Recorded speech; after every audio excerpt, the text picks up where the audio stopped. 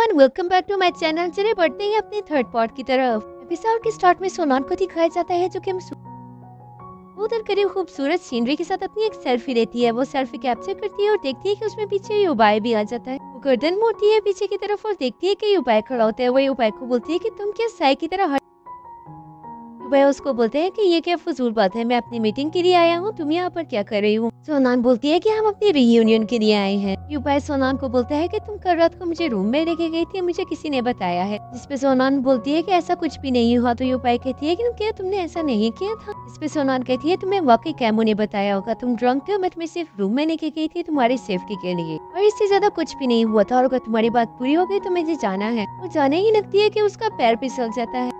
को बचाते हुए युबाई उसका हाथ पकड़ने की कोशिश करता है कि युबाई भी उसके साथ ही नीचे गिर जाता है। वो दोनों पानी से बाहर आ जाते हैं। जब युबाई सोनान को बोलते हैं कि तुम अब बड़ी हो गई हो तो क्या तुम देखी नहीं।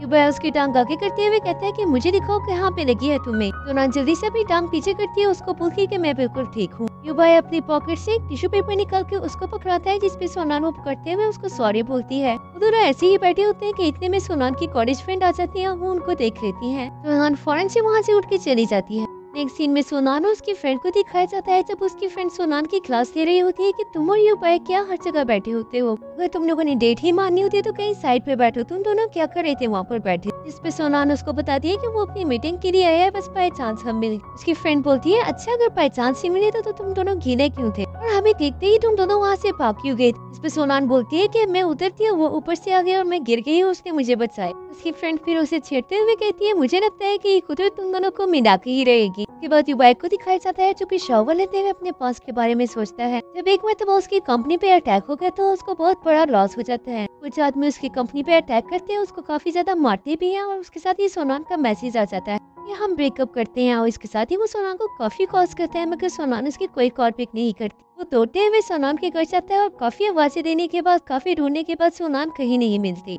इस इंसिडेंट ने उसकी लाइफ को बहुत बुरी तरह से अफेक्ट किया होता है, जिसको वो चाह के भी नहीं भुला सकता। सोनान को काफी कॉल्स करने के बाद जब सोनान रिस्पॉन्ड नहीं करती तो वो अपना फोन भी फेंक देता है। युबाई अपने पास के बारे में सोच रहा होता है जिसने उसको काफी हर्ट किया होता है। उसकी आंखों से मोटे मोटे आंसू आ रहे होते हैं। इसके बाद जियान के ऑफिस का सीन दिखाया जाता है जब वो मीटिंग में होती है और सोनान कॉफी लेके रूम में एंटर होती है। वो अपनी कॉफी टेबल पे रखती है।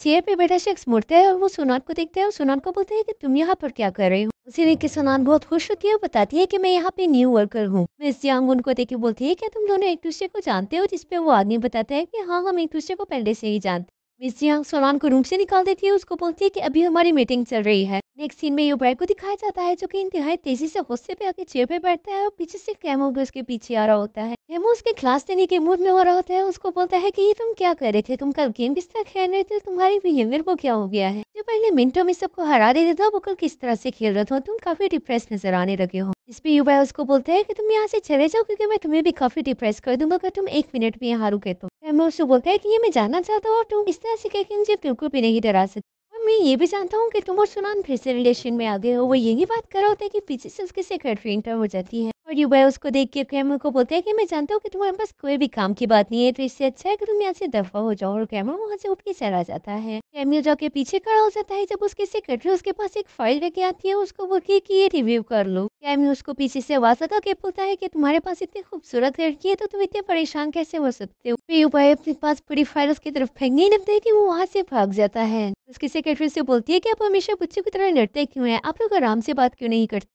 युबाई बोलता है कि कैमियो कभी भी पड़ा नहीं होगा। वो फॉरेंसिक कॉन्ट्रैक्ट पे साइन कर लेता है जिसपे उसकी सेक्रेटरी उसको बोलती है कि देखिए आपने एक मरतबा रीड करने की भी जहमत नहीं, मुझे तुम पे पूरा ट्रस्ट है कि तुमने काम किया तो ये डेफिनेटली ठीक ही होगा। इस पर वो एक स्माइल दे देती है और फाइल लेके रूम से चली जाती है। नेक्स्ट सीन में सोनान को दिखाया जाता है जब वो ऑफिस में बैठी अपना काम कर रही होती है और मिस्टर जूस के पास आता है। उसको बोलता है कि मुझे तुमसे कोई बात शेयर करनी है तो तुम ऑफ टाइम में मुझसे लाजमी मिलना, मैं नीचे तुम्हारा वेट कर रहा हूँ। और ये बात मिस जियान सुन लेती है और उसको काफी बुरा भी लगता है क्योंकि वो मिस्टर जू में खुद इंटरेस्टेड थी। ऑफ टाइम के दौरान जब उसको पता चल जाता है कि सोनान अब मिस्टर जू से मिलने जाएगी तो वो सोनान को बोलती है कि ऑफिस का वाटर कूलर नहीं चल रहा तो उसको देख के जाना। जिसपे सोनान उसको बोलती है कि ये तो मैकेनिक का काम है। मिस जियांग सोनान को बोलती है कि तुमने वाटर कूलर ठीक नहीं किया तो कल सारा दिन तुम्हें पीने के लिए पानी नहीं मिलेगा। सोनान को मजबूरन वो कूलर ठीक करना पड़ता है। वो वही बैठ के कूलर ठीक कर रही होती है कि मिस्टर जूस के पास आ जाता है।